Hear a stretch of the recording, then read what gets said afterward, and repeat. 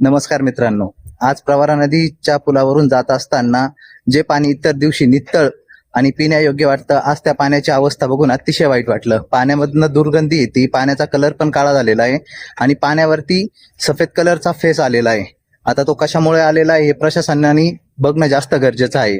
आणि शक्यतो पाण्यावरती असा फेस हा एकतर सल्फर किंवा फॉस्फेट हे पाण्यामध्ये टाकल्यामुळेच मोस्ट ऑफ सफेद फेस वगैरे तयार होतोय. आणि हा पाण्यावरती आलेला सफेद फेस हा सल्फेट आणि फॉस्फेट सारख्या रसायनांमुळे आलेला आहे की इतर काही पाण्यामध्ये सोडलेलं आहे. याबद्दल तर अजून काही प्रॉपर माहिती काही भेटलेली नाहीये, पण प्रशासनाने याच्याकडे गांभीर्याने बघणं जास्त गरजेचं आहे. कारण आता पाण्याची जी अवस्था आहे ती पिण्यायोग्य मुळीच नाहीये. कारण की पाण्यामधनं दुर्गंधी पण येते आणि पाण्यावरती सफेद फेस तयार झालेला आहे. त्याच्यामुळे शक्यतो मोठ्या प्रमाणावरती रोगराई पसरण्याची शक्यता जास्त आहे. त्याच्यामुळे थोडंसं गांभीर्याने याच्याकडे लक्ष देणं गरजेचं आहे. नदीच्या पाण्यामध्ये केमिकल सोडण्यासाठी परवानगी नसतेच, पण तरी जर कुणी सोडलेले असेल तर का सोडले, कशासाठी सोडले आणि कुणी सोडले हे जास्त महत्वाचं आहे. आणि सोडण्यासाठी त्यांनी परवानगी घेतली होती का याच्याबद्दल नदीकाठच्या आजूबाजूच्या गावकऱ्यांनी त्याच्याकडे लक्ष देणं जास्त गरजेचं आहे.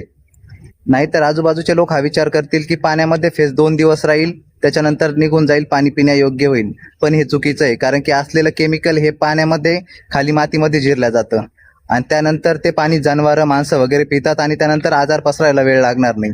त्याच्यामुळं आजूबाजूच्या लोकांनी पण आणि प्रशासनाने पण याच्याकडे गांभीर्याने लक्ष देणं गरजेचं आहे.